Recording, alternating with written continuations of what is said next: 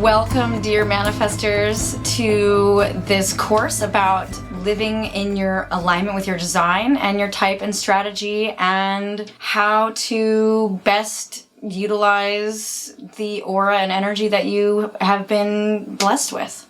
Yeah, so as a manifestor, you actually have the biggest aura of them all. And with that big aura, you are the energetic fire starters. You start things so that the rest of us can respond to those things. Yes, and know that you are only 9% of the population. Generators and manifesting generators are each 35%, total about 70% of the population. Projectors are about 20% of the population. You are 9%, and then reflectors are only 1% of the population. So you're a small percentage. Yeah, and they say manifestors are a dying breed, and that's because with the advent of technology, manifestors have a wider spread of who they impact. So we don't need as many of them. That's a very good point. And because 70% of the world is a generator or a manifesting generator, they have what's called the defined sacral. So it's the second chakra up from the bottom. It's the box, the second one up from the bottom. And because you have that sacral undefined, you are in effect less enamored by your own energy, which gives you the ability to receive pure downloads and urges of inspiration from the divine that therefore basically create the cause to everybody else's effect. It gives everybody else something to respond to. Yes, exactly. So your energy is very self-contained. In that your aura is designed to be very specific to your own process, and you literally, with your aura, can repel obstacles out of your way. Yeah, so your aura is self-contained for your own benefit. It's basically so that things don't interfere with your own process, because your urges are going to be very unique to you, and it's very important that you listen to those urges and you're not necessarily like slowed down by other things that are coming your way. Yeah, and your divine purpose in life is to initiate and start projects and get the ball rolling down the hill for other people. You are the cause to other people's, to get an option for people to respond to your initiations. Yeah, so all of the success languaging is made for manifestors. So just go do it, follow your dreams, go after it. All of that is made for manifestors. Yes. But considering you are only a small percentage, we're now not needing nearly as many of you, but we still need you to make an impact and to initiate with the divine inspiration to live your purpose and initiating projects. So you get internal messages from within you. So being a self-contained being, your urges come from within that you can't even explain it. You just all of a sudden get this itch to do something and to make something happen.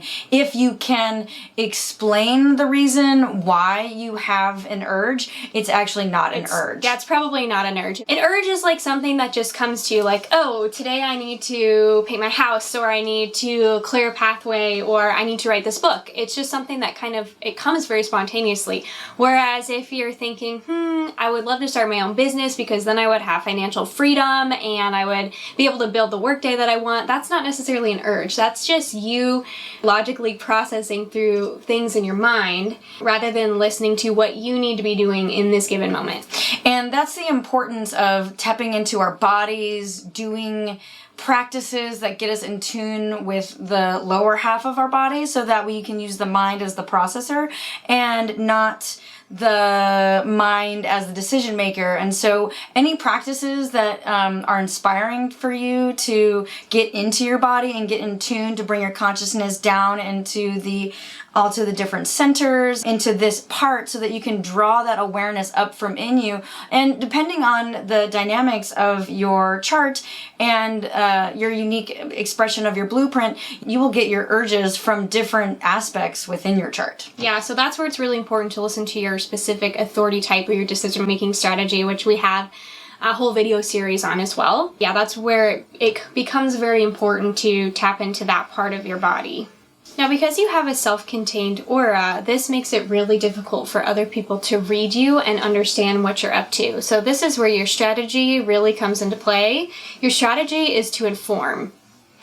And if this is a new concept for you that you're not used to communicating, I'm telling you, we know several manifestors that the minute they start communicating their urges, because it's in direct impact to other people in their lives, the minute they start letting people know and informing them, so much resistance, like just lifted. Oh, yeah. Yeah, and it's funny because most manifestors don't think that they're constantly impacting people. They just think that they're off doing their own things, when in reality, because of the bigness of your aura, you're always impacting people around you. And also because of that bigness, it's common for manifestors to be conditioned as children that, because they're always impacting people, that they need to apologize for their bigness or keep themselves small or, fall into the conditioning of people pleasing because they understand that their choices are always impacting others. However, it's important to understand that, you're kind of like the energetic train driver within your family or within your tribe. So basically what that means is if the manifestor is driving the train, then it's important for the manifestor to inform the train station of, all the people that are within the train station where the train is going to go. Because then that gives the all the people the option to either get on the train or not get on the train. And the manifestor needs to trust that the right people the people who are right for them are going to get on their train, and then the other people will get on the next train, or they'll get on the train that's right for them.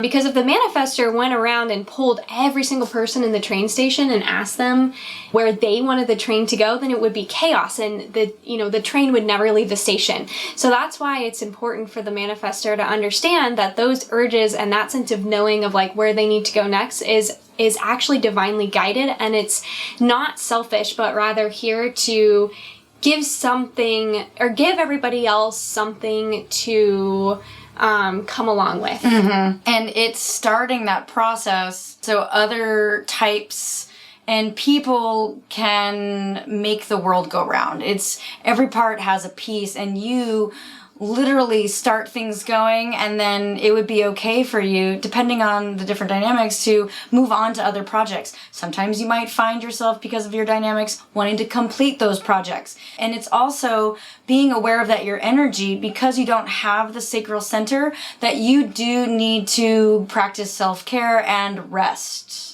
Absolutely. Your energy is designed to ebb and flow and to have really intense waves of energy and then have downtime, which gives you the opportunity to get and receive more downloads. And another strategy that I've noticed manifestors using is they sprint and then rest. They sprint and then rest. And it seems to be like, get up, go get them, go after it. Follow those urges that have been, that they're feeling with inside of their bodies, take action, and then do something else that they find to be more relaxing. Yeah, and a lot of manifestors I know, they find that when they are in a period of feeling like they're not receiving urges or they don't know the next step to go, it's often because we live in a generator world. We live in a world that's 70% generator that has very steady life force energy. And so oftentimes we're conditioned that we need to keep up with that energy and that, we need to hustle and we need to do it all ourselves. But really for the manifestor, it's about giving yourself that rest, so that you can receive those downloads. And if you're trying to push through that resting period too much, you're going to clog up your energy and not be able to receive that divine inspiration.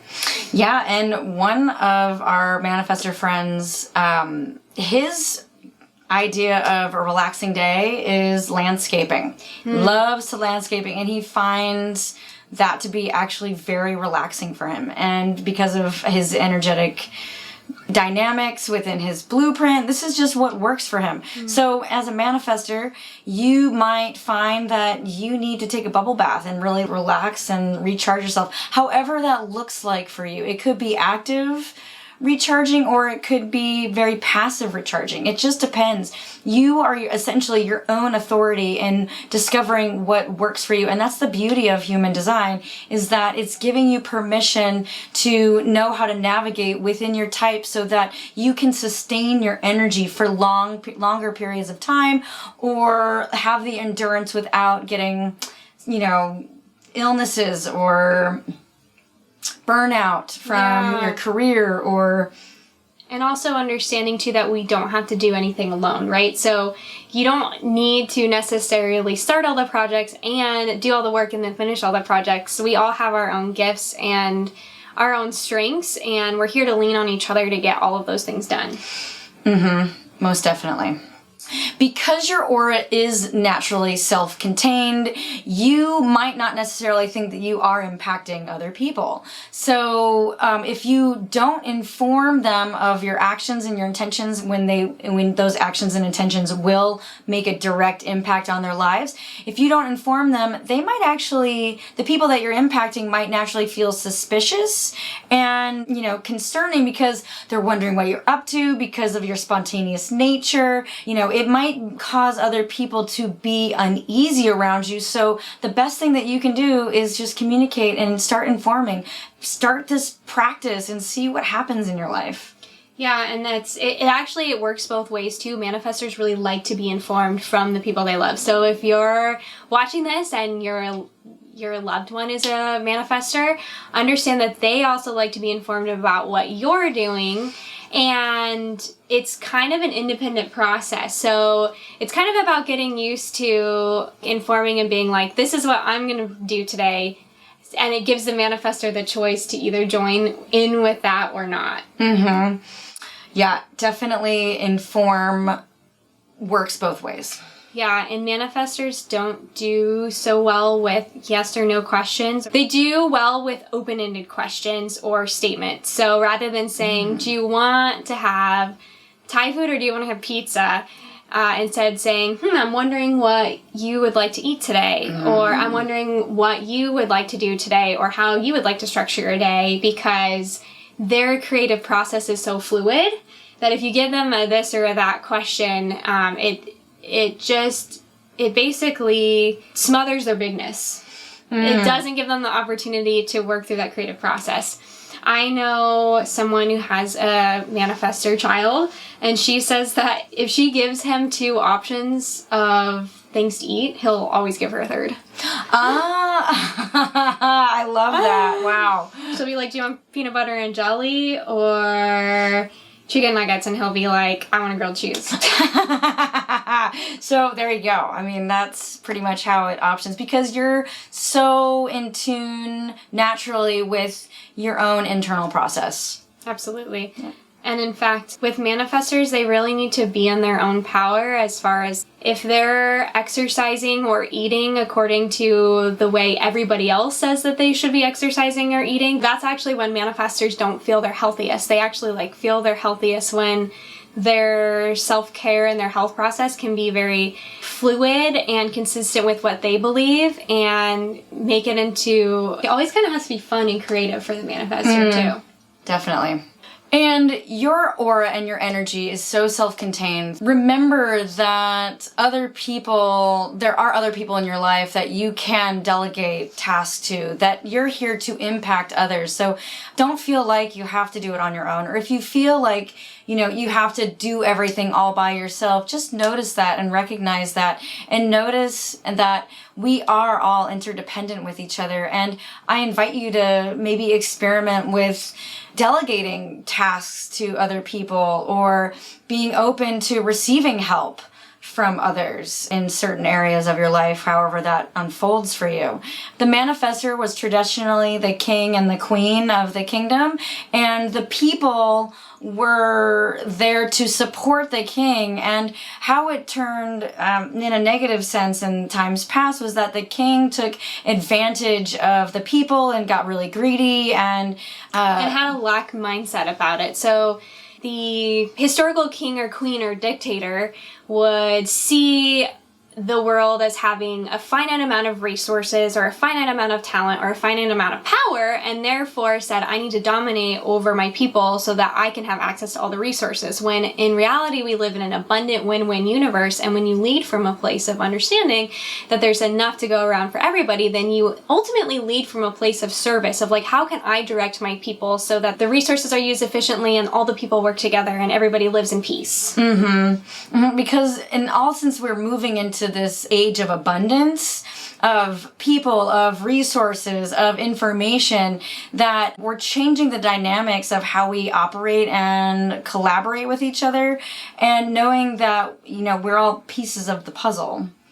And that your people literally are those that you stand on, and that lift you up. Like, you're here to support us and to serve humanity. Like, we are here to serve you. And if everyone can support and serve each other, then we just if the intention is to keep lifting everybody up, then, oh my goodness, like the things we can do to move and raise everyone's vibration, to pull everyone up with us. Yeah, absolutely. And I just want to clarify real quickly that we keep saying self-contained aura, and that is more like self-containment for your sake. So you're not really absorbing and enveloping other people's energy so much, but you are emitting an energy. You're emitting an energy that's always impacting people around you. And you, like I said before, you have the biggest aura. So you're always impacting people, but your containment more comes so in that, like, people can't always read you or understand your emotions or read